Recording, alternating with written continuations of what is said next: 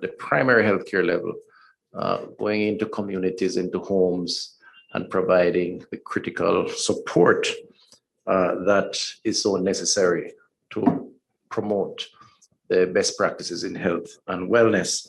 So I do take this opportunity on behalf of the team here to salute our nurses on this Nurses Week and to say to the association, the NHA, we will continue to give all the necessary support as our nurses continue to provide that critical service to our population.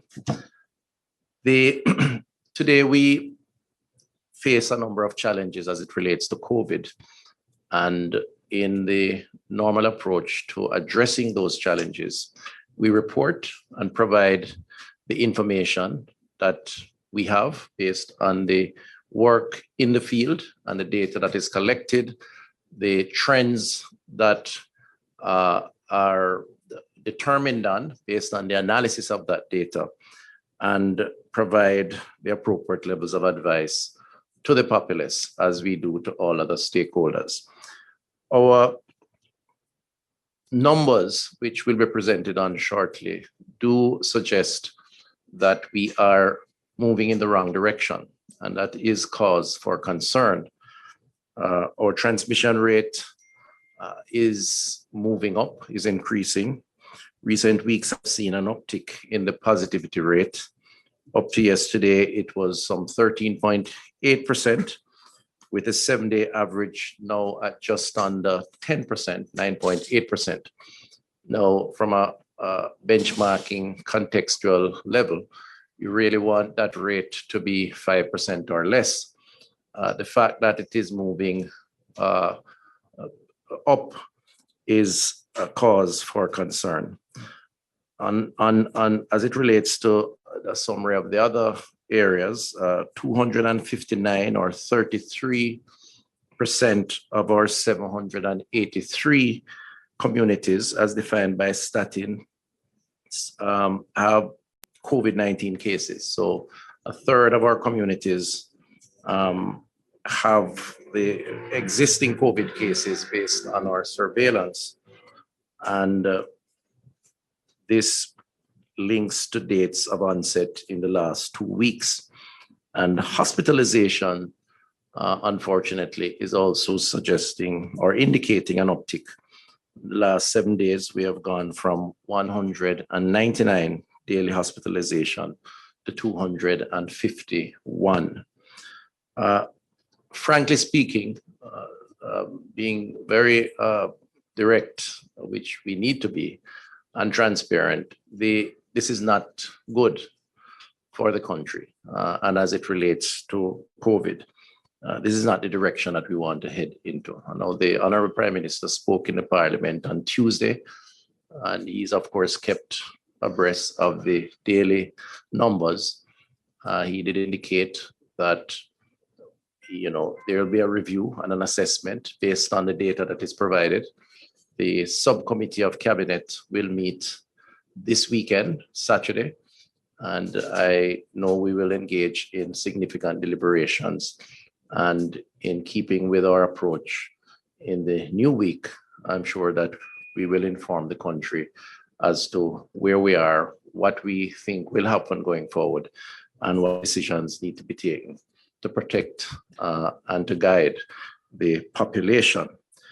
So that's the sober sort of summary updates on what is happening. To give greater details, however, I'm going to hand over now to our national epidemiologist, Dr.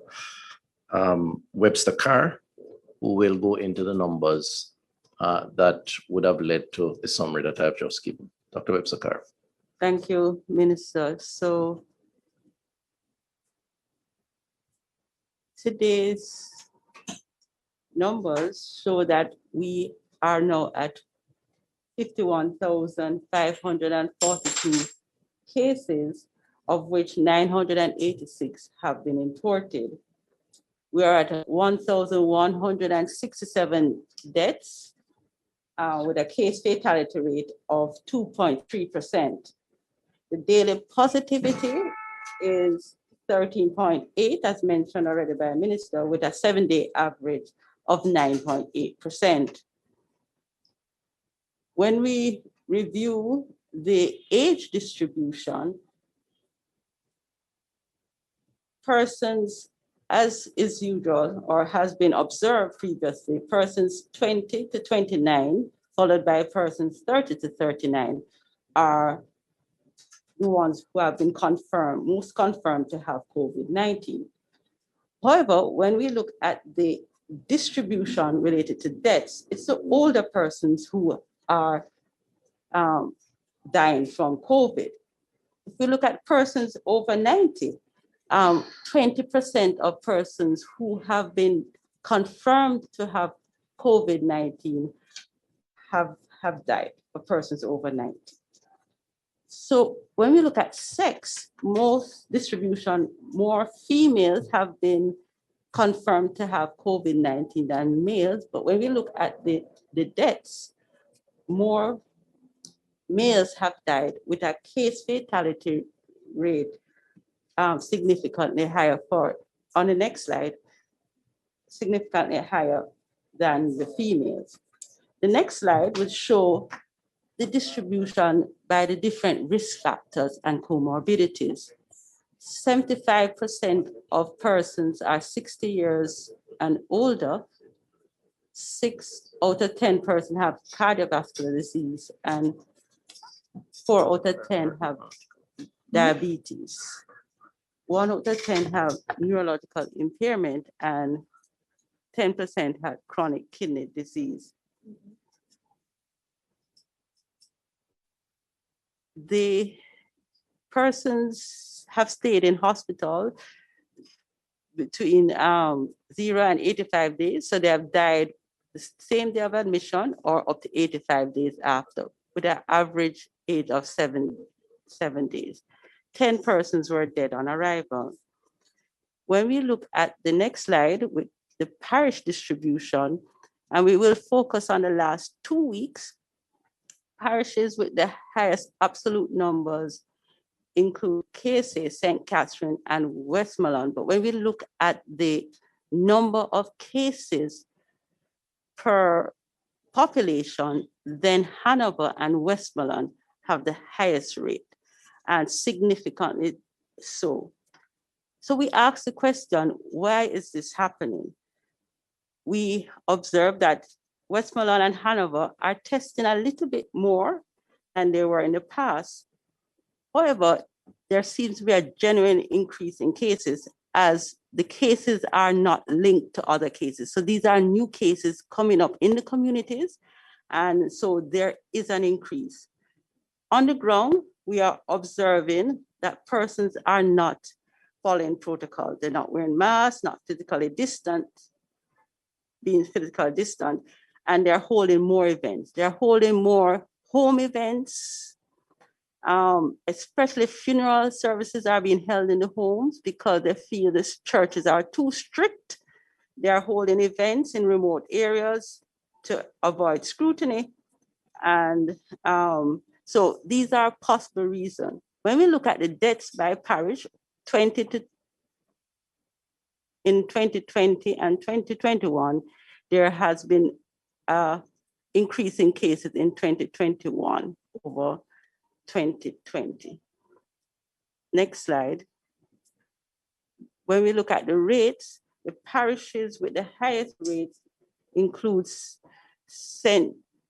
Trelawney, St. James, and Westmoreland. Next slide. So we look at the geographical distribution, the spread in the country. About a third of the communities now have cases. But when we look by parish, next slide, the levels are higher in KSA, St. Catherine, and Hanover. Next slide. And when we look over time, we note that the cases were decreasing from the peak in week 11 of this year. However, it has plateaued and it's starting to increase currently. Next slide. So the number of cases started to decrease in March, and it plateaued earlier this month, but since the last few days have been increasing. The pink line represents the number of admissions for COVID-related admission. This has been increasing over time in the last few days. Next slide. When we look at the parish curves, we note that most of the parishes have that increase in cases, but the parishes of Westmoreland, Hanover, and Manchester is more pronounced.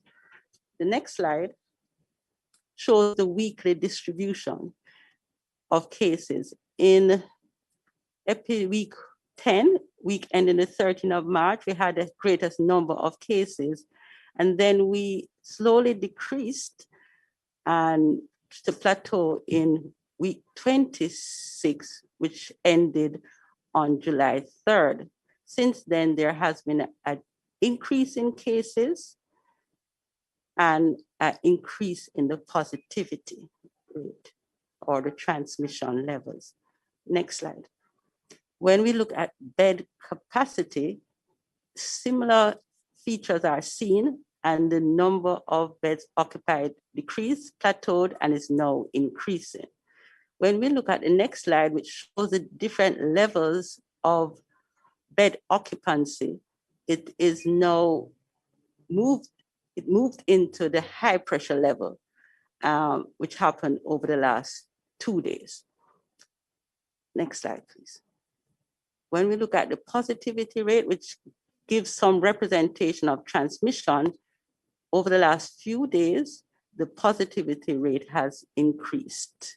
When we look at the next slide, it is now in the high level, and for this week up to today, up to yesterday, it has gone into the very high level. Next, yes, and so the trends that we observed in the last slide show that we peaked in week 11 at almost 39%, and since then we decreased to week 26, but we have been increasing since then. The last time we were at low transmission was last year in week 34. Next slide, please. When we look at the reproductive rate, we note that we are getting higher. Last week we were at 1.1 for confirmed cases. We are now 1.2. So this is very challenging, as this means that we are at a higher level of increase than we were last week. So this is concerning. This is the curve over time. And next slide, please. And this is based on the different interventions that have occurred.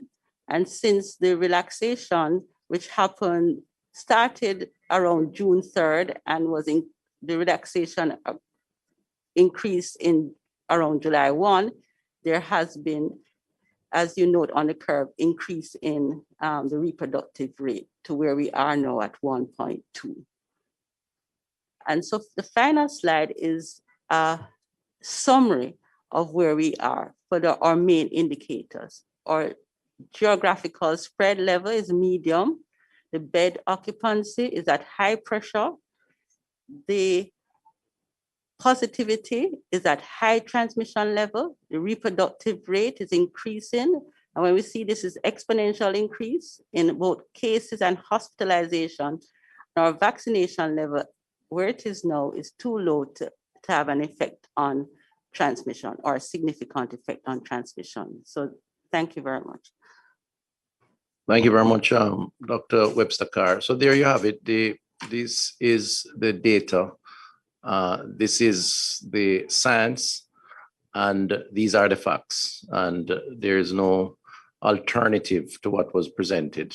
This is based on the tremendous work on the ground, collecting the information, analyzing it.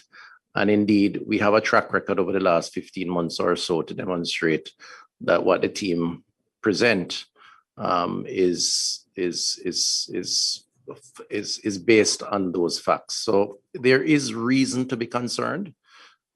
Indeed, there are reasons to be very concerned because the trends do suggest that we're heading in a direction, and that pace of increase can become a lot more aggressive if it continues on this trajectory. It also suggests that something is happening which would have started before you see the trend, and therefore it will get worse before it gets better, and certainly requires some sort of intervention.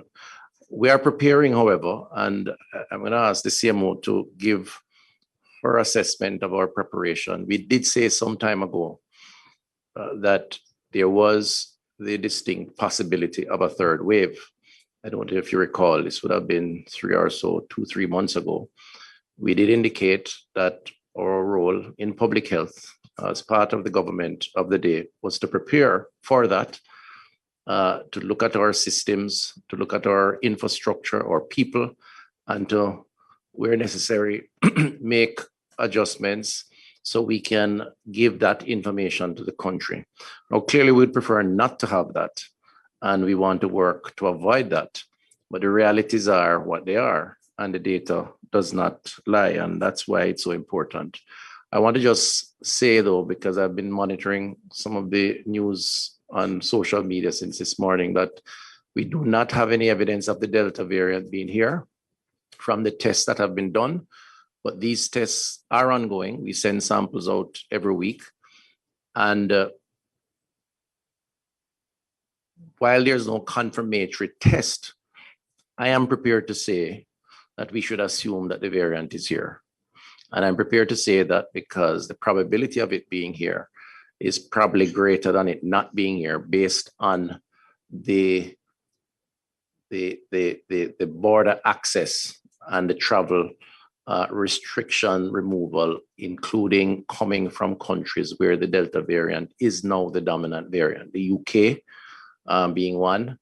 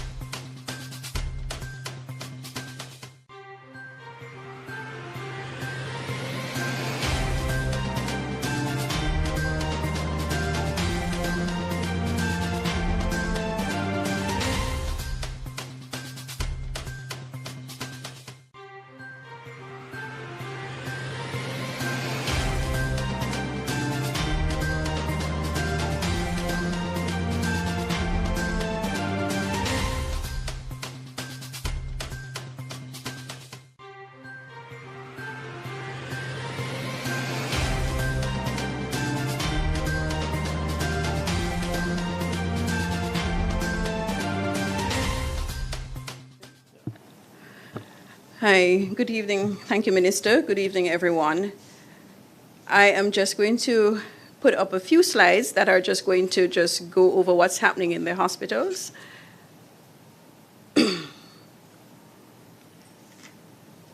And, okay. So this was a slide that Dr. Webster Carr had presented, and I just want to bring your attention to the pink line that looks at the number of admissions that we have been seeing over time. And we can definitely see that over the last couple of days, we are seeing a definite increase in the number of admissions. Next slide. In terms of our overall bed occupancy, in the yellow, we have the suspected cases, and in the gray, we have the confirmed cases. And we can see that overall, that at the end of the graph, there is a movement upwards. Next slide. Now, in terms of our bed capacity, the black line on the graph, right across, you have seen that we have been increasing our bed capacity. And right now, we have just over 700 beds that can be utilized for COVID. However, I just want to remind everyone that in terms of new beds that have been added over time, we have only added about 150 new beds. And so the other beds are really beds that have been taken out of general use, and so therefore impact on our hospital care. So therefore, we are challenged still in the hospital because in terms of elective cases, in terms of routine admissions, particularly to areas such as high dependency areas, we are limited in what we do because we do have to reserve beds for COVID cases. Now, in March, when our curve peaked, at that time we were severely challenged. We went above the black line. And as a matter of fact, some of those beds were added after the peak. And so you would have seen that we were significantly above the black line. And so therefore, what was happening was that it's not that we had patients on the floor, but certainly we had patients in other areas that were not designated for COVID. And we had patients waiting for long times in our emergency departments to get onto the wards. And also, this was at the time at which we ran into a little problem in terms of oxygen supply, and we had difficulty just for a few days in supplying oxygen to all our patients that needed it. So the danger of getting back to that level is quite clear in that we would be surpassing the number of beds that we have reserved, but we would be cutting significantly into our general hospital beds. And the challenges that we face where oxygen are concerned, then we would be facing a new challenge. So what we have seen over the last couple of days is not just an increase, but a sudden increase, because we have gone over the few days from 6% positivity rate to 8% positivity rate, then to 16%, and I think the last was 13% positivity rate. It's quite a big jump. And so therefore, the possibility of us getting into that danger zone may not be as slow as it happened between December and March. And especially if, as Minister says, that we do have the Delta variant, which is highly transmissible, then there is a possibility that that curve may rise very quickly, and so we could put ourselves in danger. So even more reasons why persons need to ensure that they adhere to their precautions, because as Dr. Webster Carr has mentioned, the reproductive rate is climbing. However, if persons are positive and they are allowed to go about their normal business and unknown to them they're positive, then what it means is that they are spreading and the reproductive rate will continue to rise. What it is that we need to do is for those positive persons to stay at home as much as they can, to stay out of crowded situations, to stay out of situations where they can spread the disease, to ensure that they're wearing their precautions. And that is how we will ensure that they do not spread and to bring down the reproductive rate again. So it's very, very important at this time that people pay particular attention to what is happening in terms of the precautions, in terms of the crowded situations, in terms of any kind of environment that will be conducive to spread of infection. Next slide. This gives us an idea in terms of the moderately, severely, and critically ill persons. The moderately ill persons are in blue, and the severely ill are in red, and the critically ill persons are in gray. And we can see that in March, we had a substantial increase in all three categories. Well, let me refer first to September last year, August, September last year, which is the first peak, where we had significant increase in all of those categories. And then again in March, when we would have seen that increase. If you notice now, the blue line is going up again, and we're having more moderately ill persons that are coming into hospital. The red and the gray has not increased. We haven't seen the trend going up positively or consistently as yet.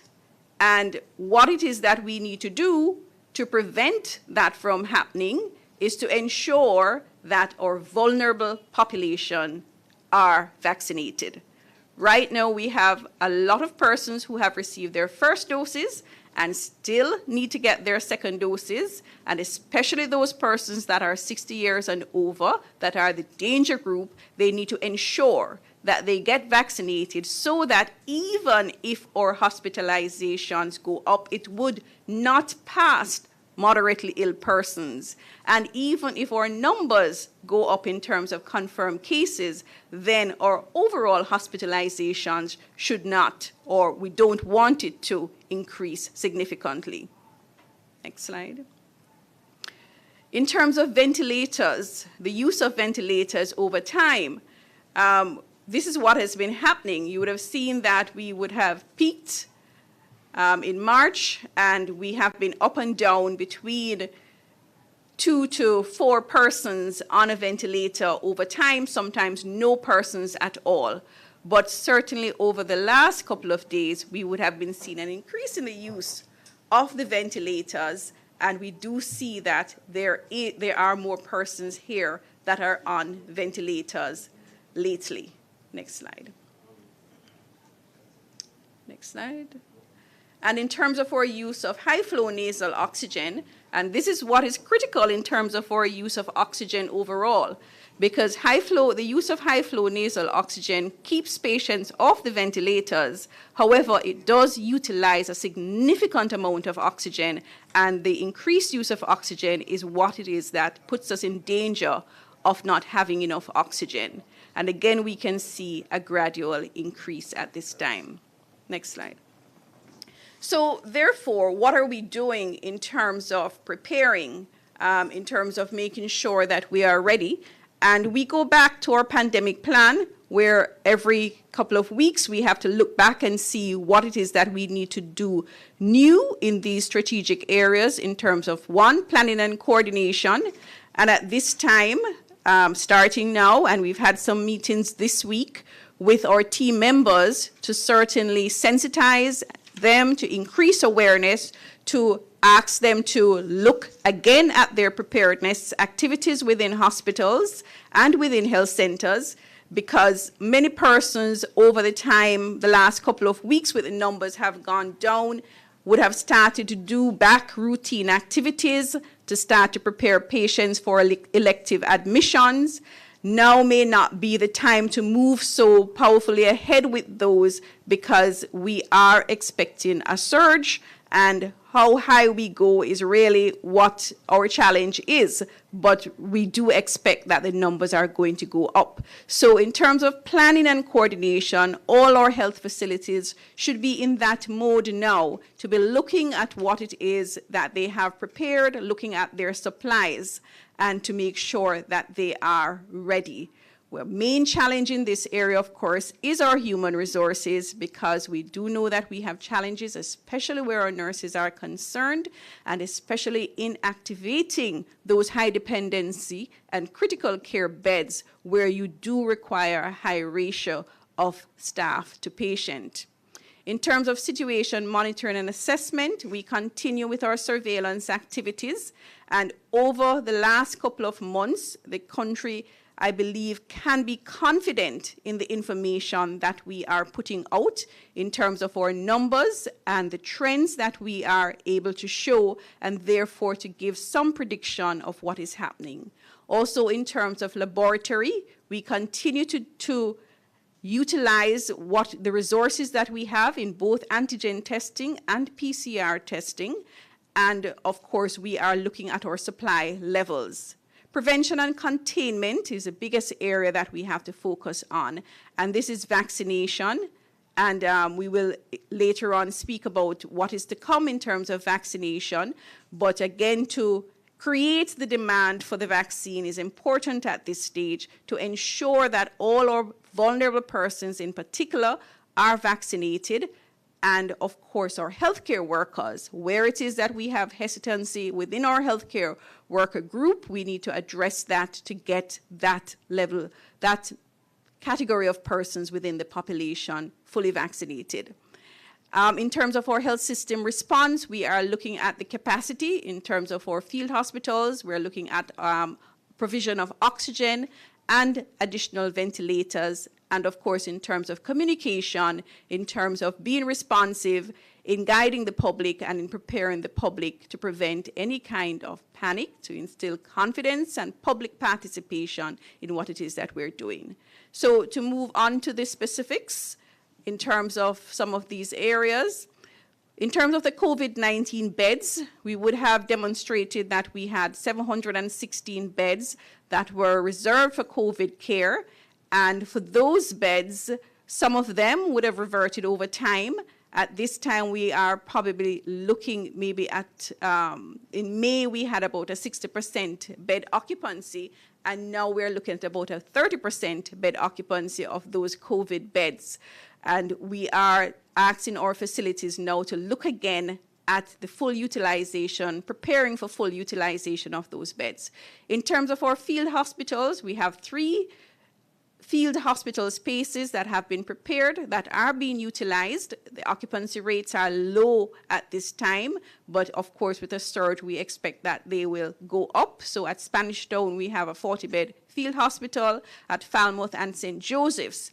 And additionally, with the support of the U.S. South Command, we will be installing another field hospital in Maypen to give us an additional 40 beds, capacity to go up to about 40 beds. And that field hospital is actually in country. It will be delivered hopefully by the end of this week, and then it takes another 5 to 7 days for setup. And that will give us some additional capacity in the southern side of the island.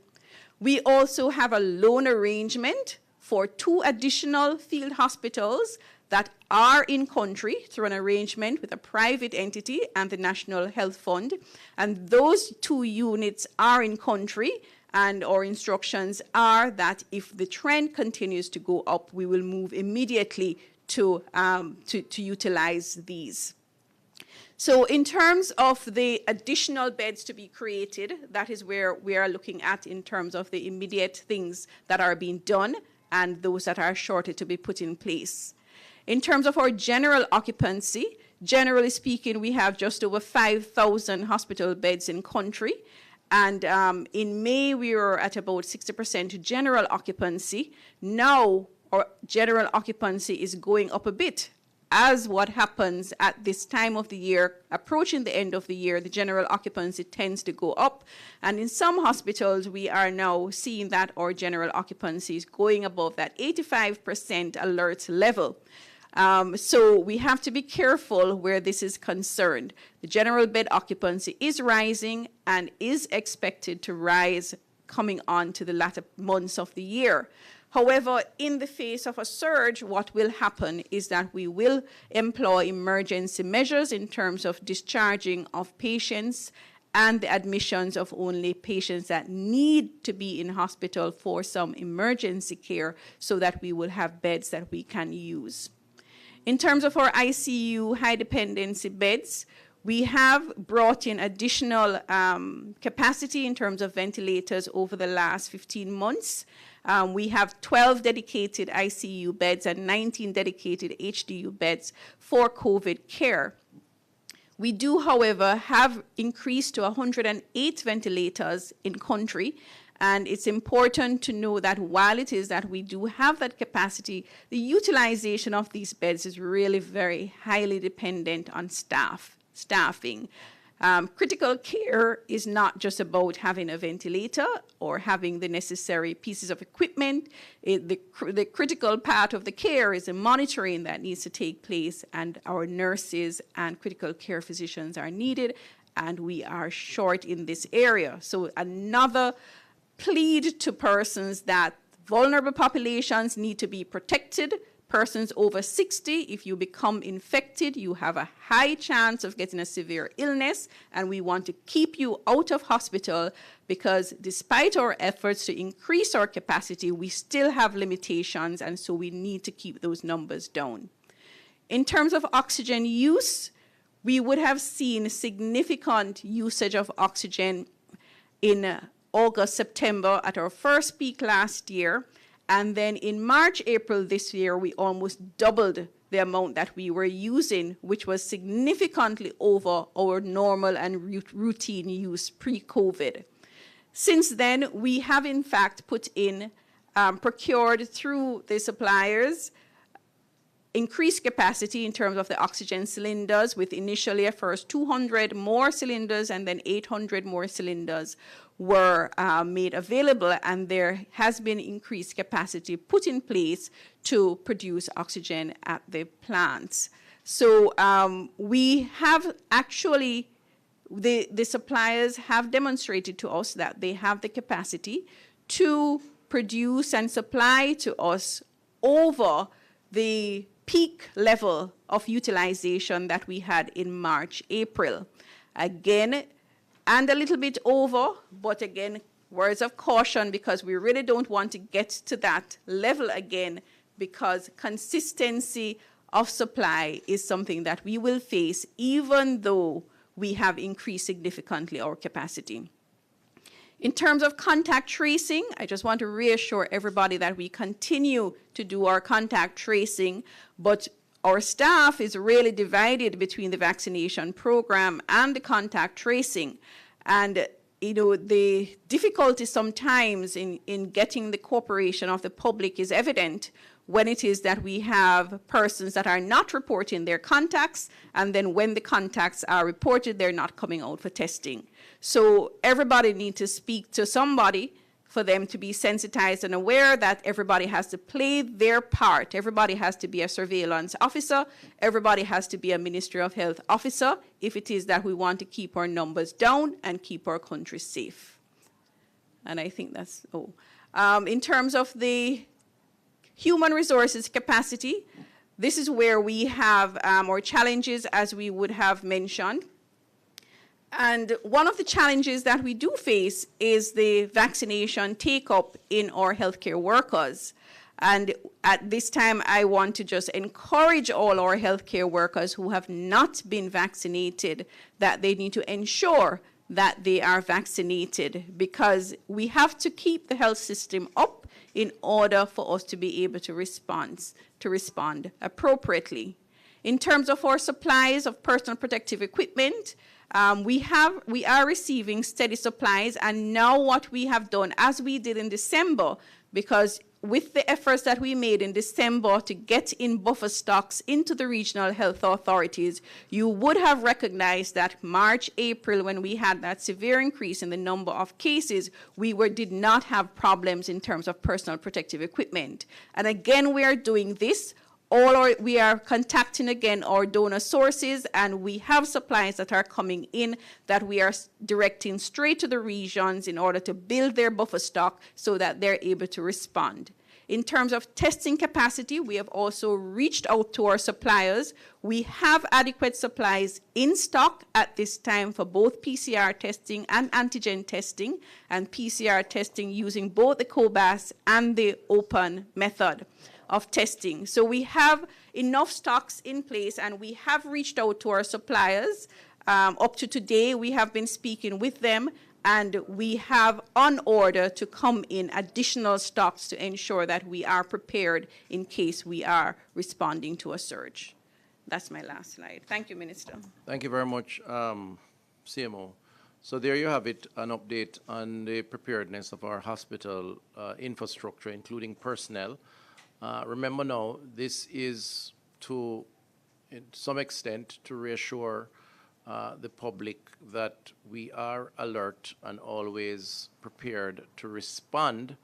It is not a prescription, recommendation, and encouragement for complacency or for persons to feel that because they can or may be able to turn to a doctor, a nurse, or a hospital, an institution, then all is well. We can go about doing all things without the personal responsibility of mask wearing, sanitizing, and social distancing.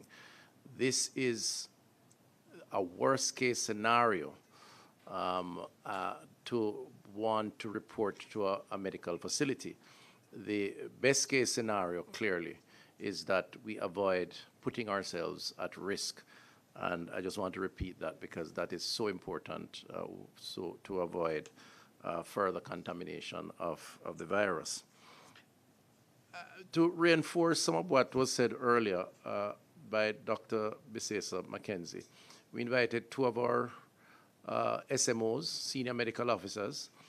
This is the medical officer on staff at a hospital that drives the medical team and the medical program and the medical response.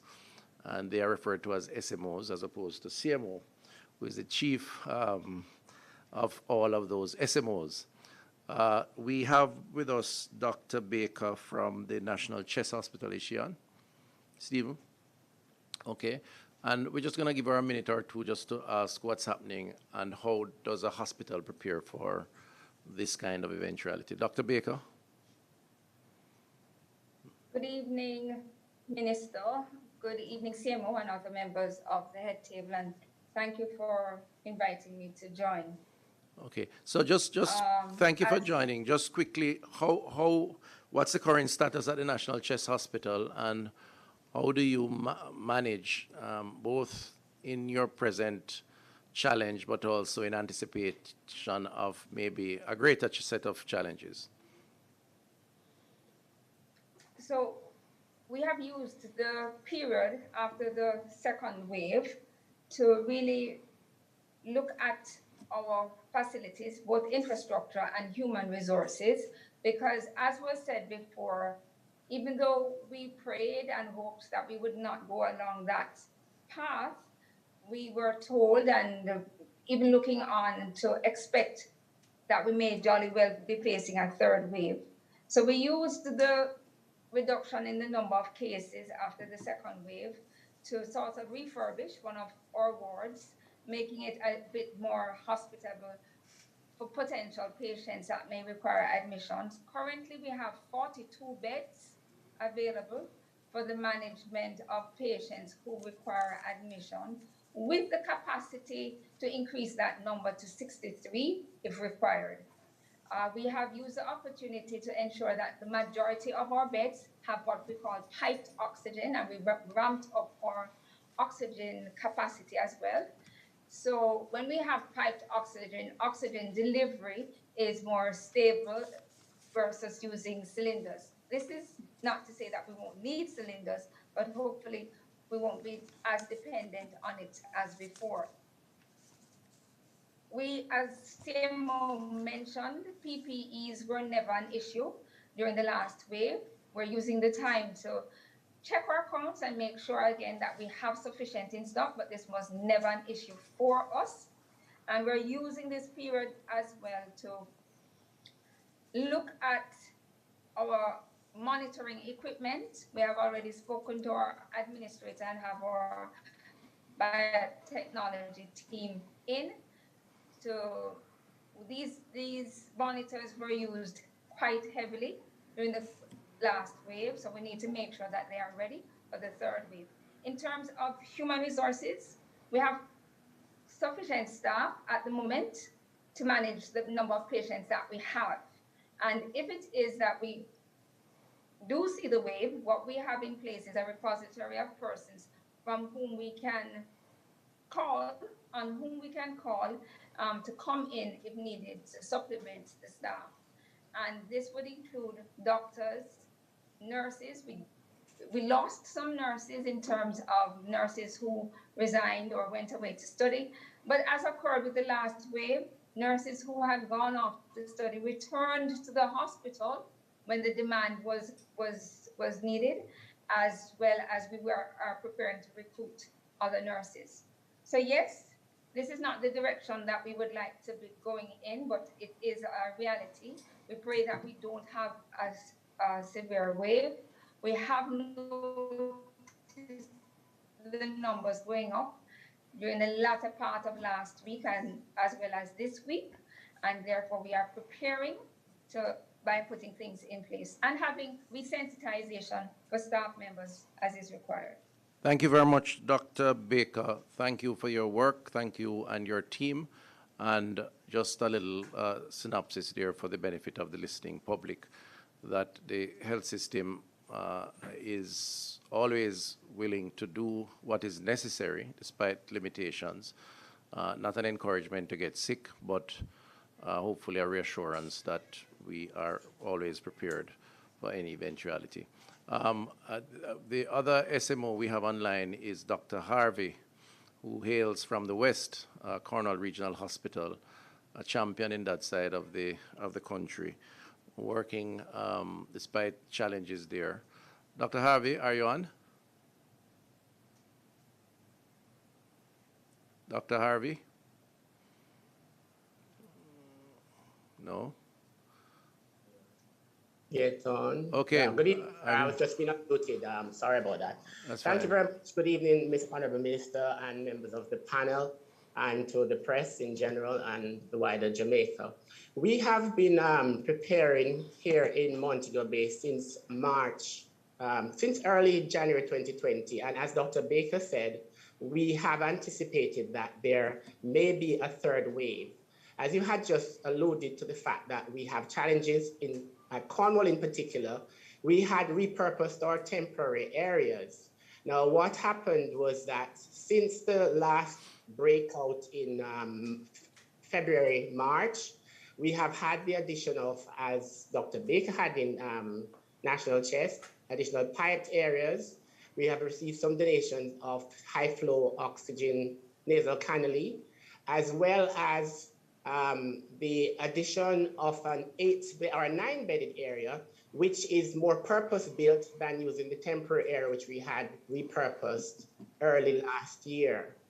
We have, as you have alluded to, not had any challenges with PPEs. Our challenge would have been human resources, but we were fortunate enough to get assistance from our colleagues in Cuba when the pandemic started, and continue to receive that assistance. The manner in which we have managed the pandemic at Cornwall now more involves the internal medicine team, who are taking on a greater role, as on their wards we have also repurposed rooms. As was stated earlier, we were looking forward to going back to doing some elective work. We have started, but we are aware that that may have to go on hold. Cornwall, as the public may or may not know, received a high dependency unit, which has the capability of ventilating 4 patients, However, our limitation would be the need for critical care staff. And although we are limited in numbers, we do use that facility to do non-COVID patients. So overall, the picture is similar to that which Dr. Baker has mentioned. We continue to have weekly briefs at the administrative level. And when the clinical team, as the pandemic evolves, we do have our infection control meetings, which are held regularly, but will be held more regularly as we go forward. In addition to the clinical care which one gets at Cornwall Regional Hospital, we also have great partnership with our colleagues in primary care who have helped to offset some of the load, and that includes not only contact tracing, but doing some of the follow-up. Thank you, sir. Thank you very much, Dr. Harvey. I appreciate that. It clearly appears that, and as we have always said, that personnel is perhaps one of the biggest challenges. We have had a team in the field responding to the COVID-19 threat, at the same time trying to cope with all the other healthcare demands that is expected of us. And because of the numbers, not a lot of breaks in between. And it really has made it very challenging. There's significant fatigue in the system, on the system. And, you know, we are, should I say, in some instances, literally operating on steam. I want to really take the opportunity to commend those, like the two SMOs who spoke earlier, but the thousands of others in the field who continue to give their efforts. And I want us to encourage, as a country, them as they continue to make the sacrifices, to work on the front line, to provide care, and do so under challenging circumstances. Sometimes we make mistakes. I mean, that's human, and particularly in a high-stress environment. But I think, for the most part, as a country, we can be proud of our healthcare team. I'm certainly proud of them as their Minister of Health and Wellness, and I believe we should recognize them for their efforts. Up to July 2021, meaning up to yesterday, we inoculated, at least with our first dose, some 300,833 persons. So over 300,000 persons have been vaccinated. 178,700 of whom received their first dose, and 122,000 have received their second dose. You know, I know that persons have been critical, and this is our democracy, so persons are well entitled to give their views around the extent of vaccination in the country. And I've seen every reason for why we are not vaccinating more persons. It is true that unvaccinated persons are going to be a lot more vulnerable. And in the context of a surge, they need to be particularly careful. As I said earlier, vaccinated persons who could transmit to those who are unvaccinated. I want to say that, you know, while I accept, and we should accept, that we would have loved to be far more advanced in our vaccination efforts, the truth is, it is and has not been for a lack of effort on the part of those who have been responsible for sourcing, communicating, negotiating, in some instances, even asking for a sort of preferential, if you will, treatment to access, whether for pay or as a gift, vaccines. We have benefited from the generosity of those countries that have an advantage by virtue of where vaccines are manufactured and who controls those brands. And we are now, as I said, up to 300,000. I've seen comparisons that have attracted criticisms around countries in the Americas and where Jamaica is. And it is true that based on our numbers, we, on a per capita basis, we are at the tail end of those who are vaccinated. but it is not for a lack of trying. And I'm not speaking here only on behalf of the public health team or myself as minister, even though I accept any criticism that is levied. I mean, I understand that is the nature of the job. But this effort has been an effort far beyond us. I mean, the Ministry of Health, a lot of it involves diplomacy and the Ministry of Foreign Affairs. I know the minister has done significant work reaching out to governments, to our colleagues, to negotiate, to get access.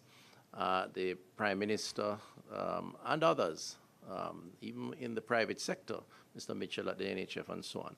So it has been a real challenge based on limited quantities and increasing demand. And it has really tested us in terms of achieving the objectives that we would like.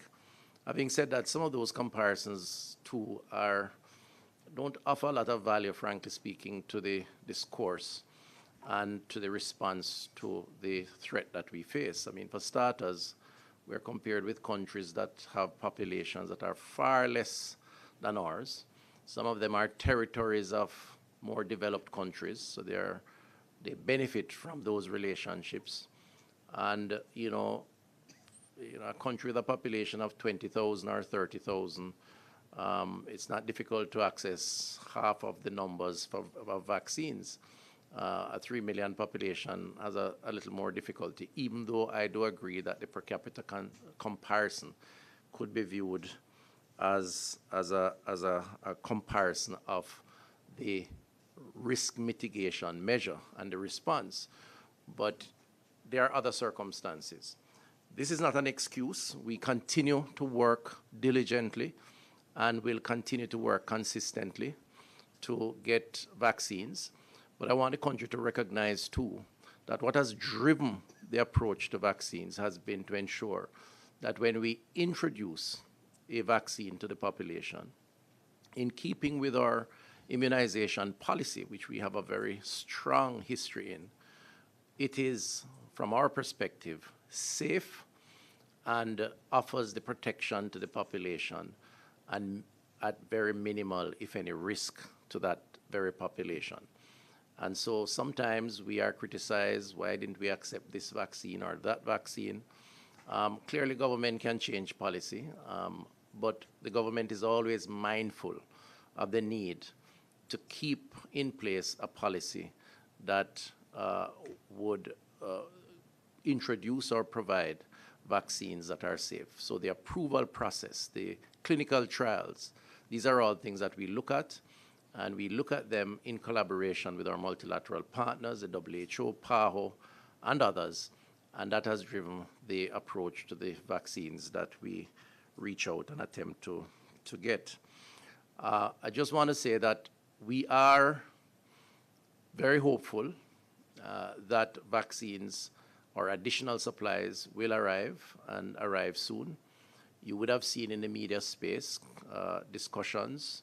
For example, you saw where the British High Commissioner spoke very committedly and decisively about vaccines coming from the UK.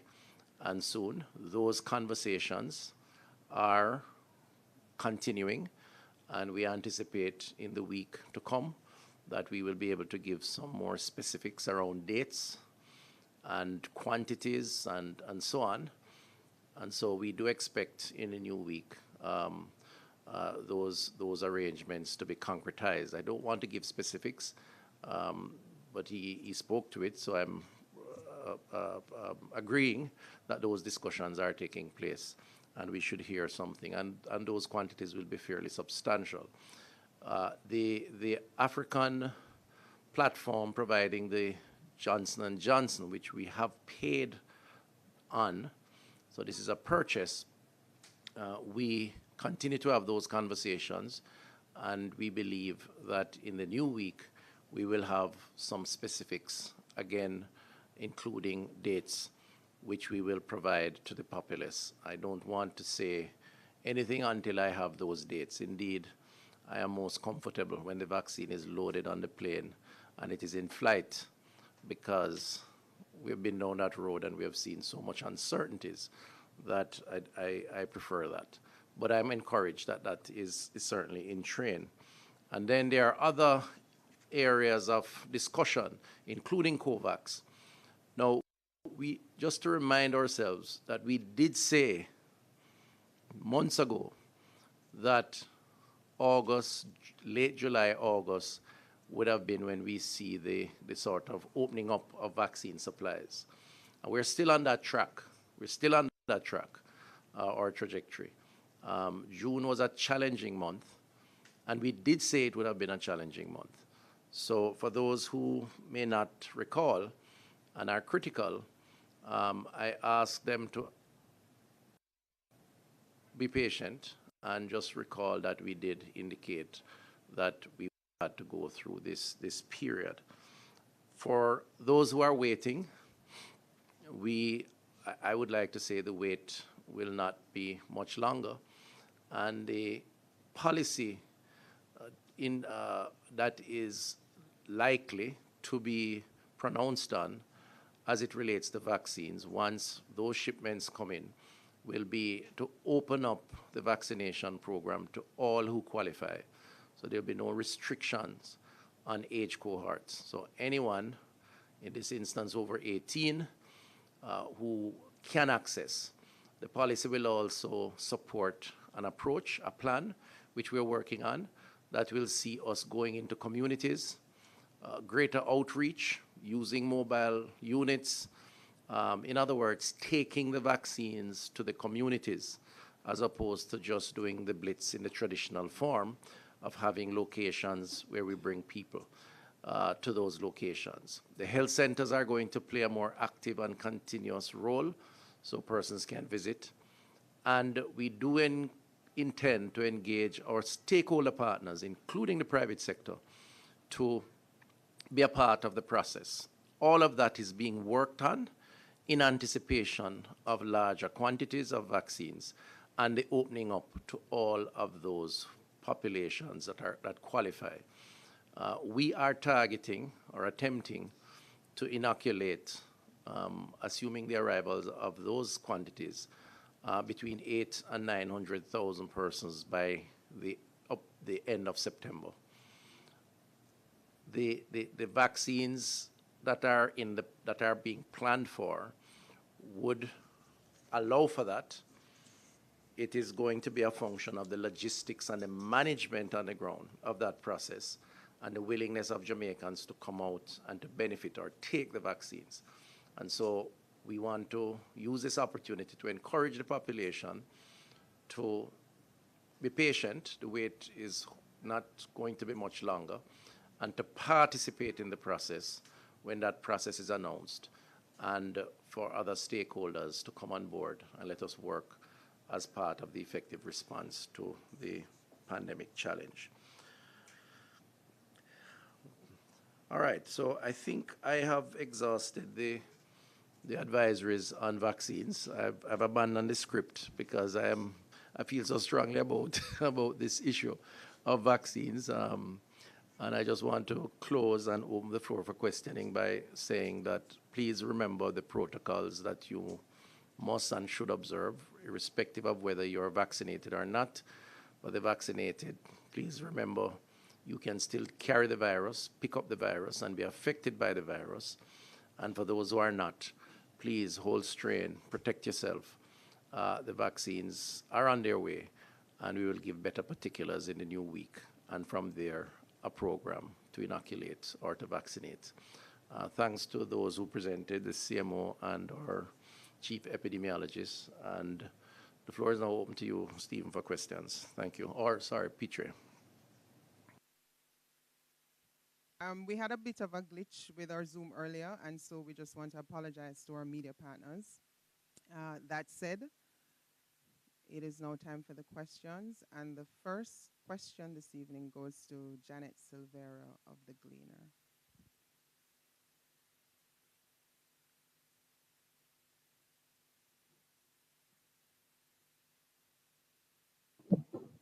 Okay, thank you very much, Peter. I have some questions. The first question is to the medical team. I would like to find out if the team did not imagine this happening when the country was opening up so widely.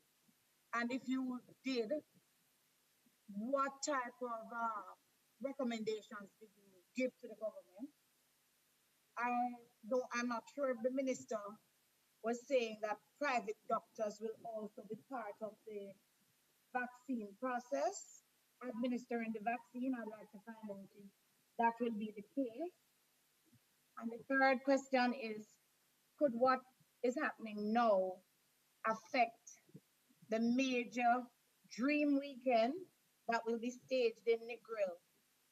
And final question, the Chinese have been asking for their Sinopharm, owing to the fact it is obvious that they would prefer to take their own vaccine.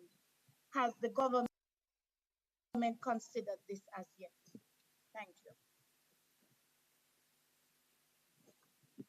The first one is, all right. I'm not going to be unfair to the medical team, Janet, as I'm sure you don't want me to be.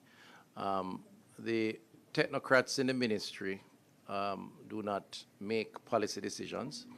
Those are made by the cabinet of Jamaica, of which I'm a part. We, meaning the technocrats, give advice, technical advice, and they do so diligently each week, having collected the data, as is the case with our conversations when we present. It's really an issue of managing risks, having received that advice. So I speak now as a member of the executive arm. Having received that advice, the conversations that follow, which are private, and so I don't think we should, I'm not going to comment on what transpires at cabinet and what advice you gave and so on, because those are protected by law. But nevertheless, the general principle is to consider all the advice that is given.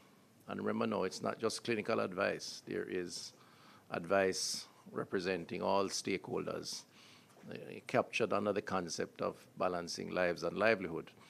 And out of that, the policymakers make the decision. And that is the cabinet, chaired by the Honorable Prime Minister. I clearly am a part of that, and the concept of collective responsibility applies.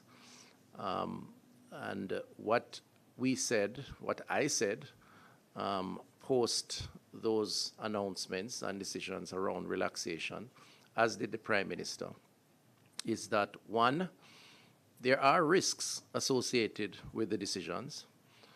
Those risks are determined by how we all act, whether from an enforcement perspective or from an observation of the protocol perspective. Those risks come with consequences, but are determined by other concerns and considerations, some economic, but some also social. The mental health of the population, for example, the restrictions and the impact. And finally, depending on how those risks play out, there is always the fallback to retreat back to some of the original positions to correct a risk that becomes wayward and moves in a direction that is not desirable, as it is now suggesting. And I think we've been very clear on that. So it's really up now to the cabinet to have a conversation around where we are and where we need to go, and whether some adjustments are made. The Prime Minister telecasted his position in the Parliament on Wednesday, I think it was. So let's see what happens for next week. On the issue of private doctors, yes, the intention from a inoculation or mass vaccination perspective, if we hope to achieve that target, and that target, by the way, would give us approximately 51% of our targeted population, and about 33% or so of our overall population, if we were able to get to the 800,000 to 900,000 with the addition, with the numbers that already are there. So it's an ambitious target, but we believe it can be done, given that we did 80,000 in a 4-day period, once the country comes on board and all hands are on deck. And those hands on deck would have to include private physicians. We would have to determine on the logistics of that, the protection of the vaccines, so the locations would have to be selected carefully. Can't be everyone anywhere they are or every private practice. But we would certainly want to engage that population. And some discussions have started along those lines as part of the overall private sector. So yes. Could what is happening now affect Dream Weekend? Again, I can't comment with any certainty around either Dream Weekend or how it may affect Dream Weekend. The policy of the government, has allowed certain activities to take place, so it is a legitimate, organized event. But the policy of the government also has accepted that where risks are too great, they reserve the right to make adjustments. And that is a collective decision, which I will subscribe to and therefore not be definitive on any position beyond the fact that we continue to assess the risks and will allow decisions to flow from that. In terms of the Sinopharm question, Sinopharm is one of several companies and countries that are offering vaccines to the marketplace. As I had said earlier, vaccines have to be approved. In this instance, that entity now has WHO approval, and there's a conversation that is taking place which would allow decisions around the, accessing that particular brand, as is the case with the others that I have commented on. So it really now becomes a function of what is available, how much we can use at a particular point in time, because we don't want to take it and waste it, because there has to be a relationship between what you access and what you can serve on the population based on the personnel that you have, the infrastructure that you have to do it. And so quantities have to be now looked at in terms of our capacity to deliver. But Sinopharm is certainly one of the candidates that is under active consideration and discussion. But they are behind others that have had concrete decisions taken, and we await the arrival of those quantities. Thank you. Thank you, Minister. Our next question goes to Christopher Thomas of the Gleaner.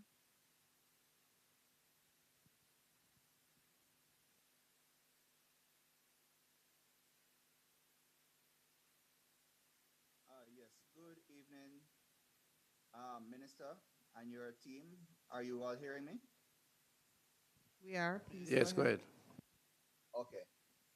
All right. I have 3 questions here.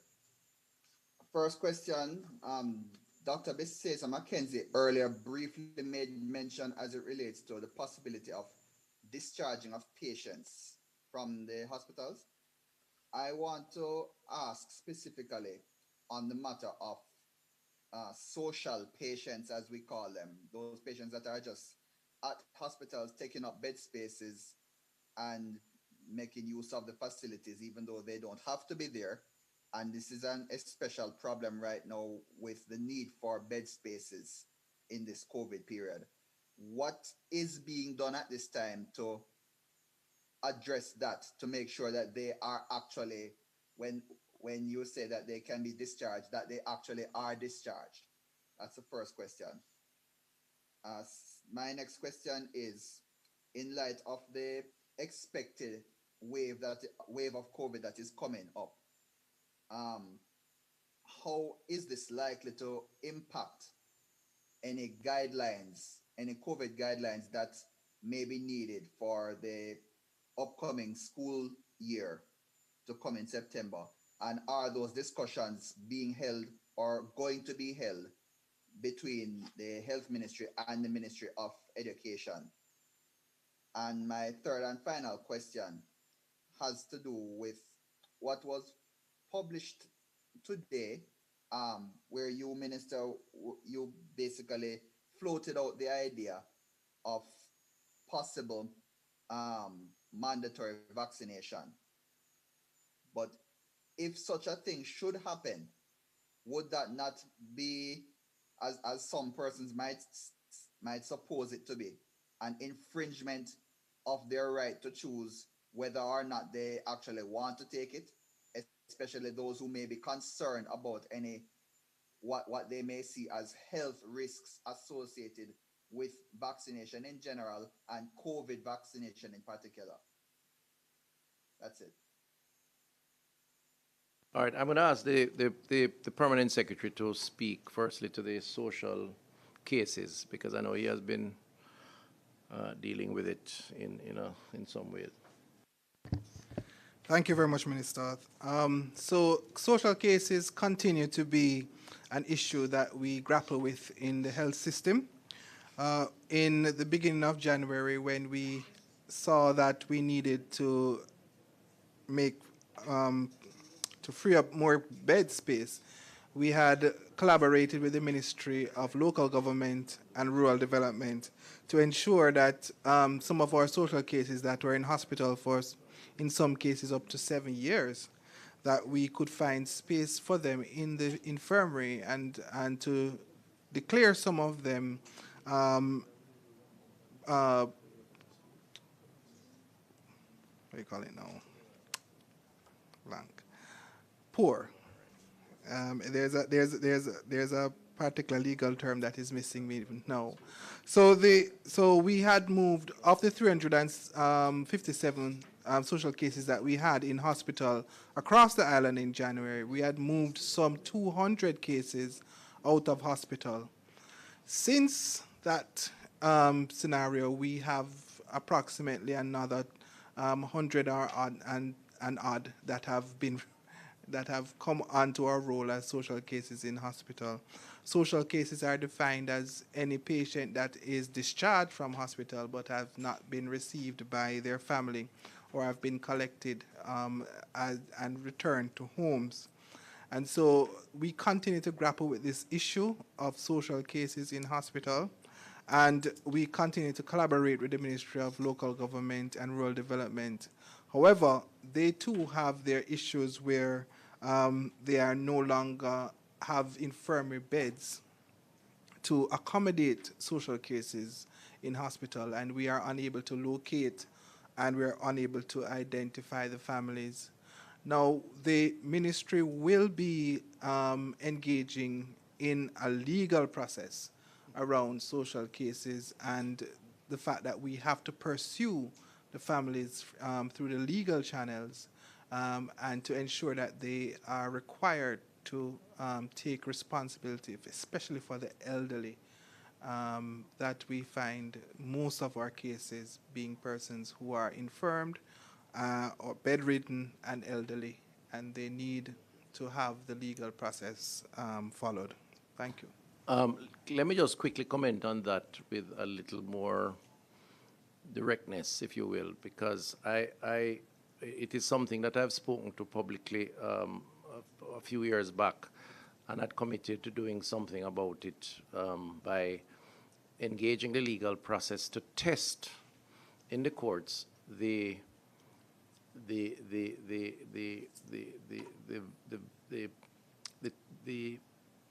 actions of some who have the responsibility for their elders, their parents, their others, persons who depend on them, having provided for them in their earlier years. And they literally, and I must tell you, I was shocked when I discovered this, only having become Minister of Health, where persons literally take their loved ones to the hospital, drop them off, and leave them, no questions asked, and expect the hospitals to care for these persons with no end in sight. So these persons end up literally living in the hospitals. I have asked for reports and seen in some institutions where persons have been there for a year, 2 years. I've seen someone at a hospital for as long as 5 or 6 years in a bed, in an area where they have all the amenities of a private, small space, which is literally set up like it's a permanent resident. Now, I am very sad for those individuals, and we must show empathy because many are in a position not to do much beyond what their current state is for one reason or another, whether it is because of a health-related matter, they're a victim of stroke or some other incapacities affecting them. What I am very concerned about is that persons who are or should be responsible for them literally totally abandon them. And in some instances, we have cases where these persons occupy their homes. Indeed, we have seen where on the death of one or two of these individuals, persons turn up asking for the death certificate in order to inherit the property that they leave behind while not providing any support for these individuals. If you go to Bellevue Hospital, almost 500 patients there of the 800 patients that are there are literally social cases. The challenge I have with the question as to how we deal with this in the context of having more beds for COVID is that no sooner you take out these persons, the beds become filled again by others coming in. And therefore, the solution it is not to just move persons to an infirmary. It has to be to adjust policy to directly hold accountable those who should be the caregivers. And I think we would like to see some policy shift, maybe supported by some legal opinion or judgment that makes it very clear that you have a responsibility to those who whether brought you into the world because it's a parent or otherwise, and there's some legal status that accompanies that, which requires you to look after these individuals or at least provide some sort of care. The hospital is not a place for social cases, not an infirmary. It's a place for sick people who are intended to stay for a while and then exit, hopefully back to their homes, but worst case scenario, to a final resting place. And this is why the PS has spoken about the need for some sort of legal position and possibly some policy shift over time. It's an ongoing challenge, and it's one that we have to deal with. And it does take up our bed capacity. At one stage, I think 10% of our beds were taken up, or close to that, between 8 and 10% by social cases, and others were waiting to be admitted with problems that really requires a hospital bed. So it's something the country needs to contend with, and we as policymakers need to address. The issue of school and the guidelines around school, I don't know if the clinicians want to speak on that. I mean, that's going to be an issue of what happens over the next month. That's going to be based on the advice at that time. And then, of course, the decision by us as policymakers, the cabinet. My own view is that we really need to see school reopened. Our children are suffering. They are traumatized by being at home for over a year. And we're seeing manifestations of that in terms of their mental state. And it's just bad all around. It's therefore not a desirable position at all. And I know the government is keen on seeing school reopening in September. And we're working towards that. I know the minister has spoken about it. The cabinet has deliberated on it. But we'll have to await to see how we manage over the next month. The issue of the mandatory vaccine coverage that is attributed to my comments. Just for context, it was said at the Parliamentary Committee on COVID Matters, and what I said is that we have to look at hesitancy at some point in our vaccine response. We believe that we will see a certain number of Jamaicans still being eager to take up vaccines once those vaccines are available, maybe up to 1 million or so. So if we carry through successfully the plan to the end of September, we will hopefully see take up to that level. We do believe that over time you will have hesitancy. You will have persons who don't want to take the vaccine. And to the extent that that hesitancy is hard and the COVID virus remains a threat to the wider population, not just to those individuals, but to the greater good of the society, then we will have to look at exploring other means, other ways of encouraging take-up. Now, that has been interpreted as my saying mandatory.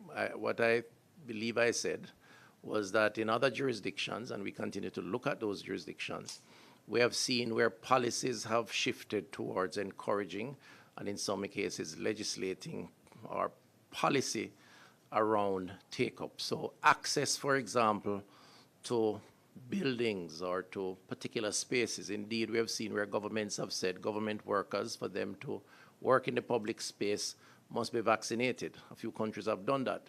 We've seen employers taking positions.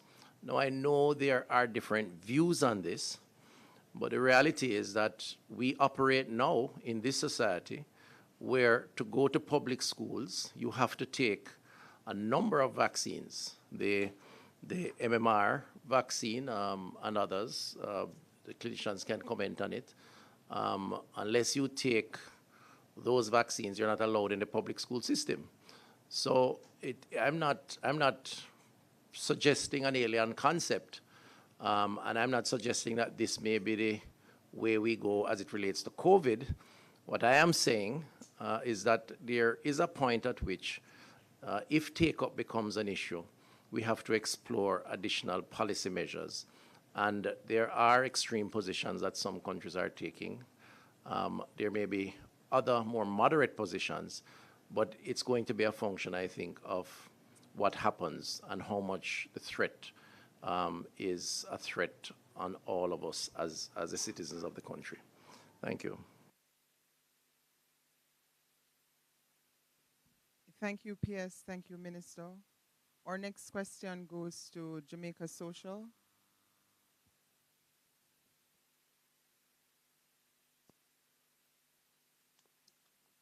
Hello, good evening, folks. Can you hear me?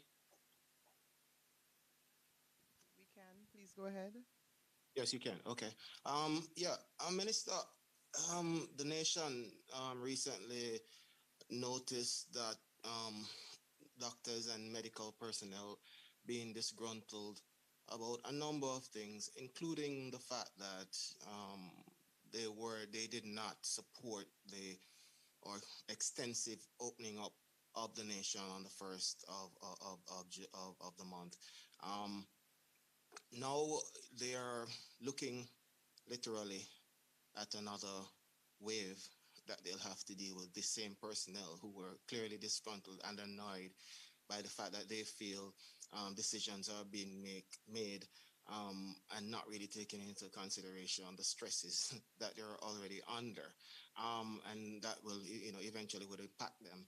Your thoughts on how you see the Ministry of Health's relationship with doctors going forward into a third wave, which would be, as using a phrase from the chief medical officer a couple weeks or months ago, that we just can't afford to have it. That's one question. The other question goes to the chief epidemiologist, Dr. Karen Webster Carr.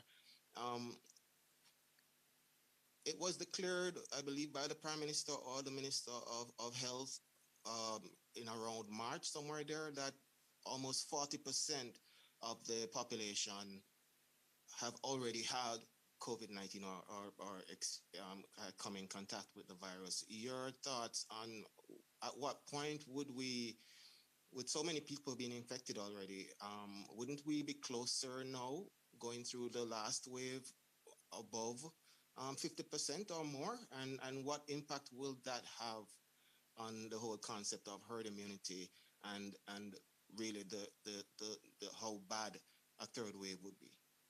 That's it. Thanks. All right, so I'll answer the first one. My recollection is that the doctors that were expressing some disappointment was as it relates to payments and contracts and so on. I'm not sure. I don't recall that kind of description around doctors related to measures related to the COVID or the easing of restrictions. I think we were able to solve at least most of the concerns, and that's normal in the regular course of things. We don't always agree, and when we don't, we resolve them.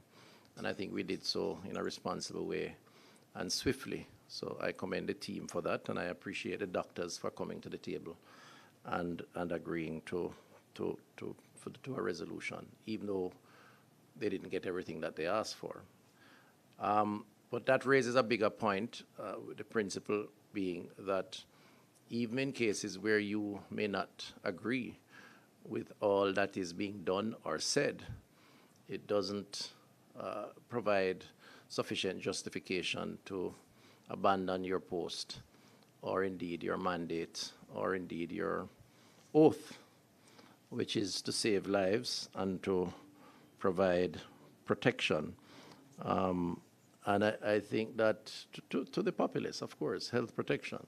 And I think that the doctors, even with the stresses that they face, doctors, nurses, the healthcare workers, they are committed. They're committed. That's what they are trained for, even in adverse circumstances. So I'm not anticipating that anyone will abandon their post because they may not have agreed with a policy position. That's not the society we live in, and that's not the nature of our Jamaican spirit and Jamaican people. So we will give all the support that is necessary, meaning the government, the ministry. We will correct any ills that are perceived, and we will continue to expect a working relationship that responds to our core mandate, in this instance to respond to the pandemic, whether there is a wave or whether the seas are calm. Okay, thank you for that question. So we did some modeling at the end, up to date up to the end of May. We got about a 3.7% immunity based on the cases that we have had. So it's about a 3.7. So, and I don't think it would have changed much. So it would be under 4% immunity to COVID-19. So that would not affect our herd immunity very much. Thank you. Okay, thank you, Minister. Thank you, Dr. Webster-Carr. Our final question this evening goes to Emma Lewis. Emma, you have the floor.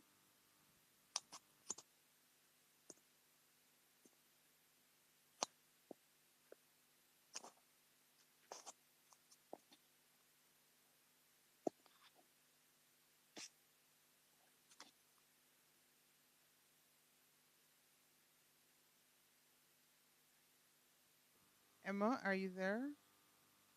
Yes, yeah. Oh, Okay, sorry. yes. Sorry. I'll start again. Can you hear me now?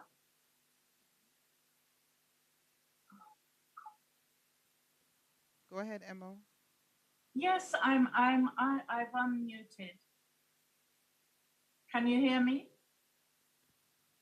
Yes, we can. Go ahead. Go ahead. Oh, okay. Okay, thanks. Okay, sorry about that. Yes, I just wanted to check the hospitalization numbers again. The minister mentioned some rather high numbers. Maybe I got them, I noted them down wrong.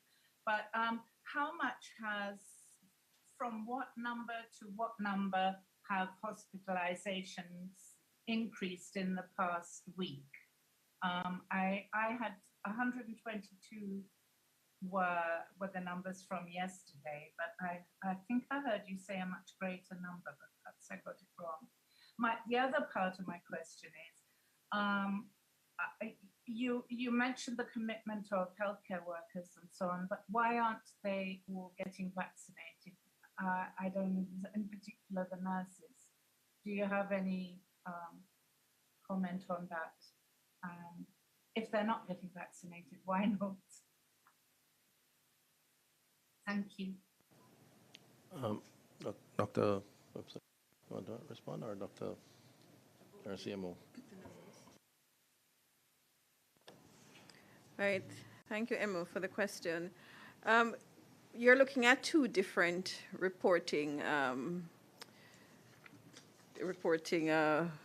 types, because in our updates that is printed in the media, we report the number of confirmed cases.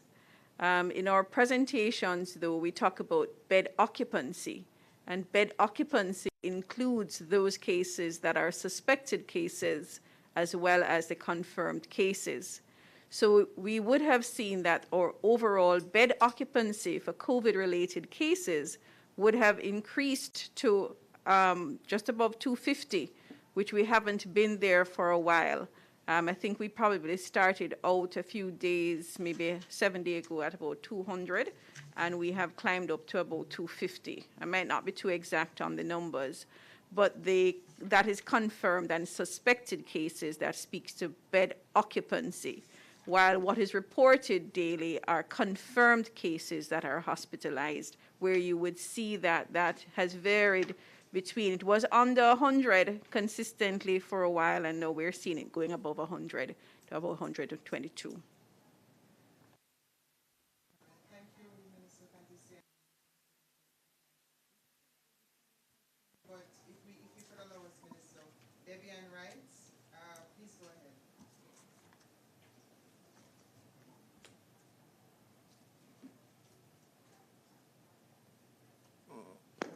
Good evening. I'm just asking one quick question. Do you now have any definite information on whether people are missing their second dose of the vaccine?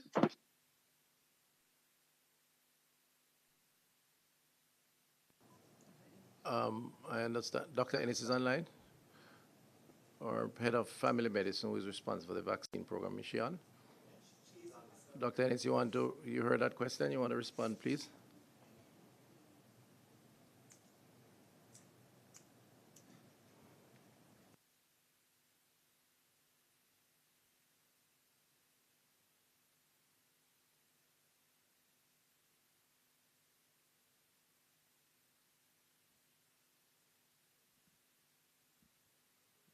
Yes, thank you. Good evening, and thanks for the question. So we don't have definite numbers, but what we do know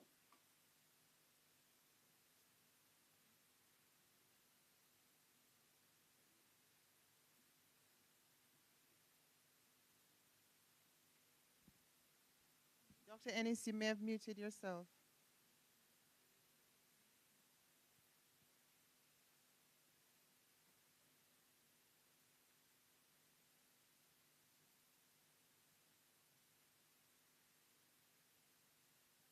There seems to be there's a technical issue.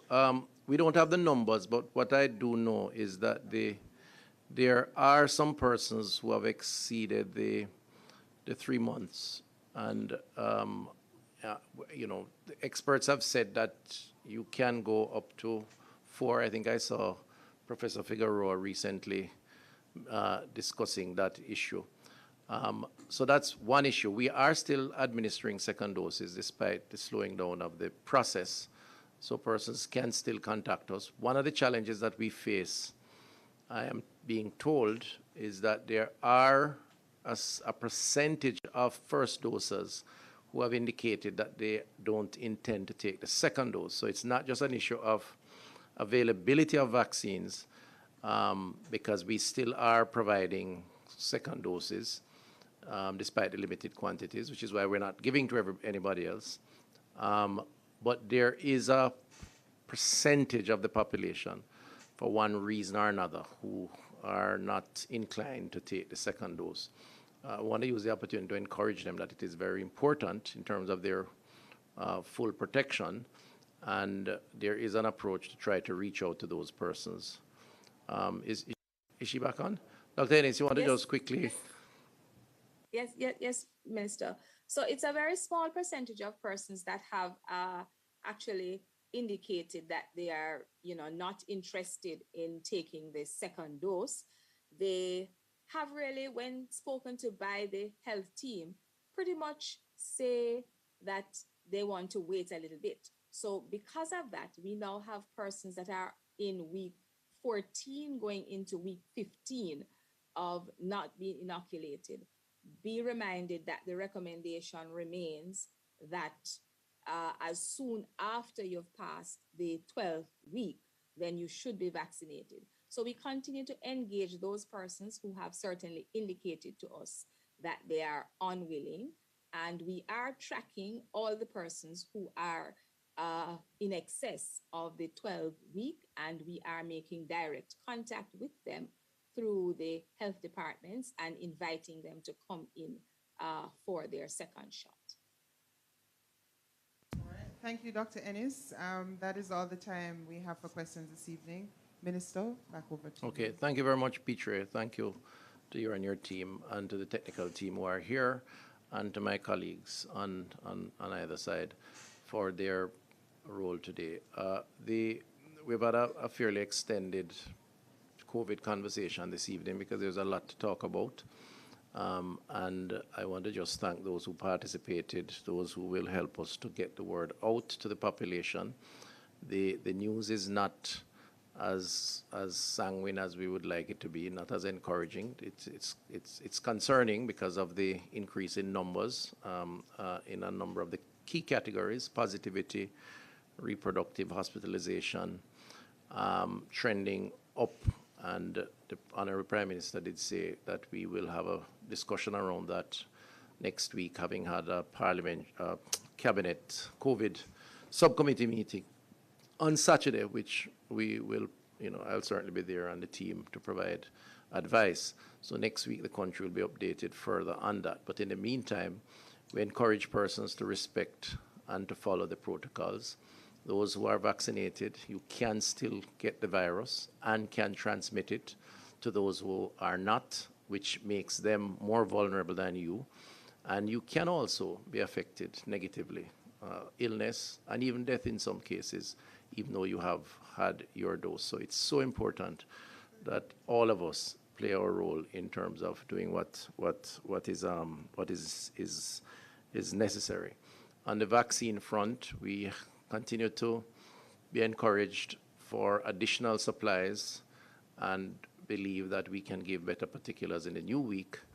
And then from there, we will pivot towards a major exercise, assuming the vaccine comes in, to try and inoculate the entire cohort of qualified individuals, all age groups over the 18 years.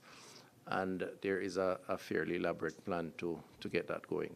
So we hope that that will happen. In the meantime, protect yourselves, protect your family, protect your community, and let us work together to push back this COVID health threat. Thank you very much.